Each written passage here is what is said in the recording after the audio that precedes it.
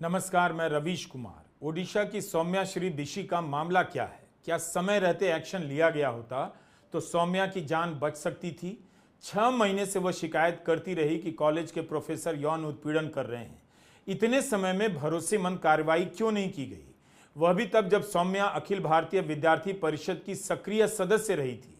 सौम्या ने कॉलेज के principal office के सामने खुद को आग लगा ली और नहीं बच सकी। सौम्या बिशी के मामले को लेकर 15 जुलाई को राहुल गांधी ने एक ट्वीट किया, जिसे लेकर भारत के शिक्षा मंत्री धर्मेंद्र प्रधान राजनीति न करने के लिए उन्हें उपदेश दे रहे हैं। हम इसलिए भी इस कहानी की शुरुआत राजनीति के प्रसंग से कर रहे हैं क्योंकि कांग्रेस और बीजेपी एक दूसरे पर हमला करने के बहाने राजनीति की एक बड़ी खामी को उजागर कर रहे हैं। 15 जुलाई को राहुल गांधी ने ट्वीट किया, ओडिशा में इंसाफ के लिए लड़ती एक बेटी की मौत सीधे सीधे बीजेपी के सिस्टम द्वारा की गई हत्या है। उस बहादुर छात्रा ने यौन शोषण के खिलाफ आवाज उठाई, लेकिन न्याय देने के बजाय उसे धमकाया गया, प्रताड़ित किया गया, बार बार अपमानित किया गया। जिन्हें उसकी रक्षा करनी थी वही उसे तोड़ते रहे। हर बार की तरह बीजेपी का सिस्टम आरोपियों को बचाता रहा और एक मासूम बेटी को खुद को आग लगाने पर मजबूर कर दिया। यह आत्महत्या नहीं, सिस्टम द्वारा संगठित हत्या है। राहुल गांधी के इस ट्वीट पर भारत के शिक्षा मंत्री धर्मेंद्र प्रधान ने भी जवाब दिया। अगर वे इस बात का जवाब देते कि बीजेपी का सिस्टम सौम्या की किस तरह से मदद कर रहा था, उसकी शिकायतों पर समय रहते कैसे कार्रवाई की जा रही थी, बालेश्वर के सांसद साड़गी ने सौम्यश्री के मामले में समय से पहले कोशिश की, यह सब बताते तो बात ठीक रहती। क्योंकि राहुल गांधी का आरोप है कि सौम्या की मौत के लिए बीजेपी का सिस्टम जिम्मेदार है। सिस्टम ने अपमानित किया और उसकी हत्या की। इन बातों पर जवाब न देते हुए धर्मेंद्र प्रधान अपने ट्वीट पर लिखते हैं कि राहुल गांधी और कांग्रेस का ओडिशा की बेटी के साथ हुए दुखद घटना पर ओछी राजनीति बेहद दुर्भाग्यपूर्ण है। एक गंभीर और संवेदनशील मामले को राजनीतिक हथियार बनाना राहुल गांधी की सस्ती मानसिकता को दर्शाता है। ओडिशा की घटना ने पूरे देश को झकझोर दिया है, लेकिन कांग्रेस ने इसे भी अपनी राजनीतिक रोटियां सेकने का मौका बना लिया है। क्या बीजेपी के पास कोई किताब है कि कब राजनीति करें और कब ना करें? क्या वह खुद कोई गाइडलाइन फॉलो करती है कि कब राजनीति करेंगे, कब नहीं करेंगे? डॉलर के आगे रुपया गिरने लग जाए तो कब बीजेपी प्रधानमंत्री की हैसियत से जोड़ देती है, और जब रुपया उससे भी ज्यादा गिरने लग जाए तो उस पर राजनीति ही ना करें और सवाल पूछने पर जवाब ही ना दें? कौन सी किताब है बीजेपी के पास राजनीति की? ऑल्ट न्यूज के मोहम्मद जुबैर ने खुद धर्मेंद्र प्रधान का एक पुराना ट्वीट निकाल दिया, याद दिला दिया कि वे ऐसे मामलों के समय यही सब किया करते थे। जनवरी 2018 में ओडिशा की घटना पर धर्मेंद्र प्रधान लिखते हैं कि राज्य में कानून व्यवस्था पूरी तरह ध्वस्त हो गई है। अगर राज्य जरा भी संवेदनशील होता तो बलात्कार पीड़िता की जान बचाई जा सकती थी।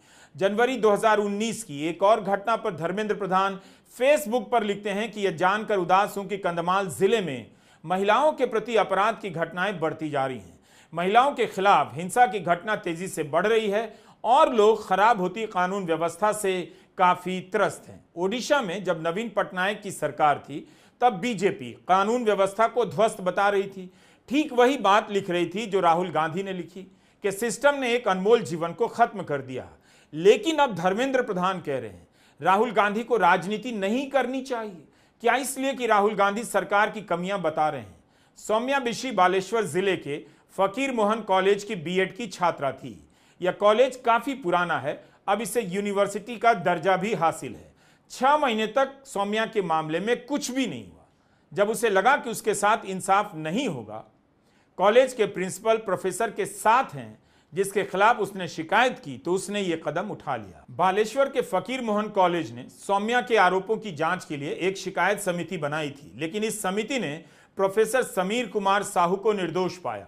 सौम्या ने आरोप लगाया कि साहू कथित तौर पर सेक्सुअल फेवर की मांग कर रहे थे, फेल करने की धमकी दे रहे थे, क्लास से निकाल दिया करते थे, उपस्थिति कम कर देते थे। समीर कुमार साहू शिक्षा विभाग के प्रमुख थे। शिकायत के आधार पर एक समिति बनी जो समीर कुमार साहू को क्लीन चिट दे देती है। हताश होकर सौम्या ने प्रिंसिपल ऑफिस के सामने आग लगा ली। भुवनेश्वर के एम्स में 2 दिन इलाज चला, लेकिन बचाया नहीं जा सका। विपक्ष ने यह मामला जोर शोर से उठाना शुरू किया।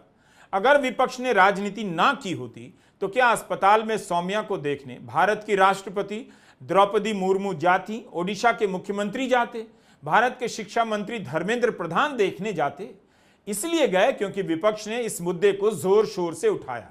क्यों गए मिलने? क्योंकि सभी उसी एम्स में मौजूद थे जहां 5वां दीक्षांत समारोह चल रहा था और उसी समय एक छात्रा जली हुई अवस्था में वहां इलाज के लिए लाई जाती है। जाहिर है अपनी छवि बचाने के लिए गए होंगे, लेकिन जब गए तो गए, सही बात है गए, और इसलिए गए कि विपक्ष राजनीति कर रहा था, वरना इस देश में कौन पूछता है सौम्या जैसी छात्रा को। उड़ीसा से ही हमारी देश की महामहिम राष्ट्रपति आदरणीय द्रौपदी मुर्मू जी आती हैं, और इस समय द्रौपदी मुर्मू जी कहाँ हैं? इस समय द्रौपदी मुर्मू जी भुवनेश्वर के उसी एम्स अस्पताल में है। कन्वोकेशन वहां का 5 साल पूरे होने पर कोई सेलिब्रेशन हो रहा है, उसी अस्पताल में है जिस अस्पताल में ये बच्ची 95% जली हालत में जिंदगी और मौत से जूझ रही है। डॉक्टर बता रहे हैं बहुत मुश्किल है। हम आदरणीय द्रौपदी मुर्मू जी, देश की महामहिम राष्ट्रपति जी से निवेदन करते हैं, आप उड़ीसा की अपनी जन्मभूमि पर हैं और उसी अस्पताल में है जिसमें 95% जली हुई हालत में ये छात्रा और इसका एक साथी जो इसे बचाने में खुद भी आग की लपेट में आ गया, 70% जली हालत में उनका एक जो है छात्र सहयोगी भी है। हिम्मत करिए, मिलिए उनसे। क्या आपको लगता है कि उसके साथ अन्याय हो रहा है? यह सुनते ही मुख्यमंत्री दौड़े चले जाएंगे? आप भूल गए हैं उसी ओडिशा की राजधानी भुवनेश्वर में कुछ ही महीने पहले क्या हुआ? सितंबर 2024 में जब सेना के एक अधिकारी और उनकी 32 वर्षीय मंगेतर के साथ एक मारपीट की घटना हुई, क्या तब धर्मेंद्र प्रधान उस महिला की लड़ाई लड़ने गए थे? 32 वर्षीय महिला जो पेशे से वकील और व्यवसायी हैं, अपने मंगेतर के साथ होटल से निकल ही रही थी, तभी उनकी गाड़ी को घेर लिया गया, मारपीट हुई। महिला शिकायत करने भरतपुर पुलिस स्टेशन गई। जो शिकायत करने गया उन्हीं दोनों को अरेस्ट कर लिया गया।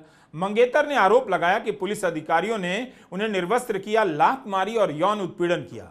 सेना के अधिकारियों ने भी इस घटना की निंदा की, न्याय की मांग की।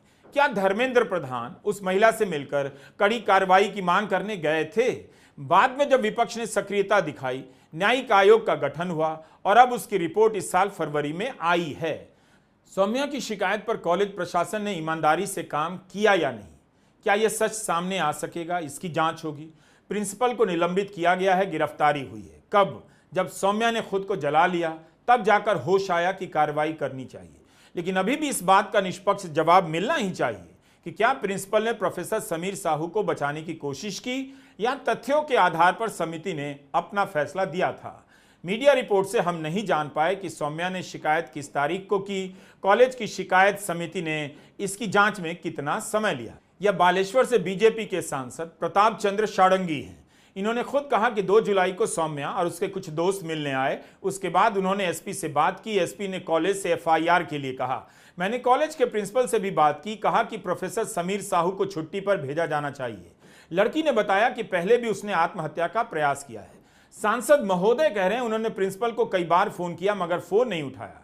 मैंने जांच रिपोर्ट देखी है, उसमें कई सारी गलतियां हैं, पूरी तरह से पक्षपात दिखाई देता है। अब इसी बयान को लेकर कांग्रेस प्रवक्ता पवन खेड़ा ने सवाल किया कि सौम्या ने बालेश्वर के सांसद षडंगी से मदद मांगी, लेकिन सांसद ने सिर्फ फोन कर जिम्मेदारी निभा दी। पवन खेड़ा लिखते हैं कि आज उस बहादुर छात्रा की सिस्टम द्वारा संगठित हत्या के बाद वही सांसद कहते हैं कि उनकी जिम्मेदारी सिर्फ प्रिंसिपल और एसपी को फोन करने की थी। एसपी और प्रिंसिपल को बस फोन घुमा दिया, जिम्मेदारी से हाथ झाड़ लिया और एक लड़की को आत्महत्या की कगार पर पहुंचा दिया। सांसद होते हुए भी शायद बेखबर हैं कि यौन उत्पीड़न एक संज्ञेय अपराध है। सिर्फ फोन करना नहीं बल्कि एफआईआर दर्ज कराना उनका फर्ज था। यही है बीजेपी की डबल इंजन सरकार, जिसमें एक इंजन नाटक है और दूसरा निर्दयता का। ये पूरा सिस्टम का फेलियर है और ये हत्या सिस्टम की वजह से हुई है, चाहे वो एचओडी है, प्रिंसिपल है, हायर एजुकेशन मिनिस्टर है, चीफ मिनिस्टर है, स्पीकर है, डिप्टी मंत्री है और प्रधानमंत्री तक फेलियर है, वो आयत की बेटी को नहीं। तो सिस्टम का पूरा फेलियर है, एक कोई दोषी नहीं होता। इतने बड़े अपराध में पूरा सिस्टम शामिल है और इसीलिए हम यहाँ पर मांग करते हैं मुख्यमंत्री इस्तीफा दो और राष्ट्रपति शासन लगना चाहिए अगर बेटियों को सुरक्षित उड़ीसा में करना है। यही मांग प्रधानमंत्री जी राजस्थान में करके आए थे। चुनाव में प्रधानमंत्री जी कहते थे राजस्थान में बेटियां सुरक्षित ही राष्ट्रपति शासन लगना चाहिए, तो प्रधानमंत्री जी को राष्ट्रपति शासन उड़ीसा में क्यों नहीं लगना चाहिए? नहीं, बिल्कुल पुलिस हो, प्रशासन हो, सरकार हो, कॉलेज हो, पूरा सिस्टम, और सिस्टम का मुखिया सीएम है, मुख्यमंत्री है, और यहाँ से जो लोग दिल्ली गए या सांसद, केंद्रीय मंत्री, उन सबका पूरा फेलियर। बेटी ने सबको लिखा था ना, किसी ने मदद की होती तो बेटी आज जिंदा होती, उसे न्याय मिलता हुआ हम देख रहे हैं। जब विपक्ष का कोई नेता सवाल करता है तब बीजेपी के नेता लेक्चर देने आ जाते हैं कि राजनीतिक रोटियां सेकी जा रही हैं, और भूल जाते हैं कि उन्होंने भी ठीक इसी तरह के मामले में ठीक इसी तरह के बयान दिए हैं। बल्कि यही नहीं, उनकी पार्टी के नेता तो चुनी हुई सरकारों को तुरंत बर्खास्त करने की मांग करने लग जाते हैं। इसी बात पर पवन खेड़ा ने धर्मेंद्र प्रधान को ट्वीट कर दिया कि जब कोलकाता या किसी अन्य गैर भाजपा राज्य में कोई बलात्कार का मामला आता है तब तो आप यह ज्ञान गंगा नहीं बहाते। अपराध को अलग अलग राज्यों में अलग अलग चश्मे से देखना और बड़ा अपराध है। कांग्रेस इसी बात पर धर्मेंद्र प्रधान को याद दिला रही है कि बंगाल में ऐसी घटना होती तो आपके नेता राष्ट्रपति शासन की मांग करने लग जाते हैं। गोदी मीडिया दिन रात कवरेज करने लग जाता है। दिक्कत उसके कवरेज करने से नहीं, बल्कि झूठ सच जोड़कर एक सरकार को गिराने का प्रोपेगेंडा शुरू कर दिया जाता है।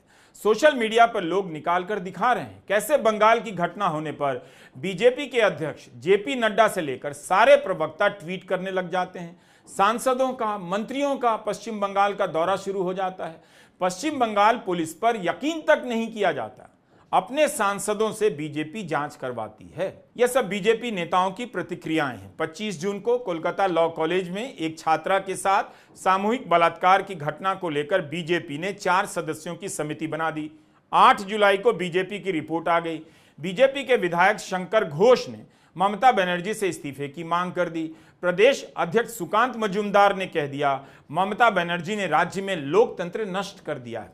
जैसे ही कोई घटना होती है उसमें तरह तरह के ऐसे तथ्य जोड़कर बड़ा किया जाने लगता है। गोदी मीडिया कूदकर बीजेपी की तरफ से प्रोपेगेंडा करने लग जाता है। संदेश खाली की पुरानी रिपोर्टिंग निकाल कर देखिए तो पता चलेगा कैसे किसी घटना को बीजेपी राजनीतिक रूप देती है, और जब विपक्ष सवाल उठाता है तो कहती है आप राजनीति ना करें, और गोदी मीडिया विपक्ष के इन सवालों को गायब कर देता है।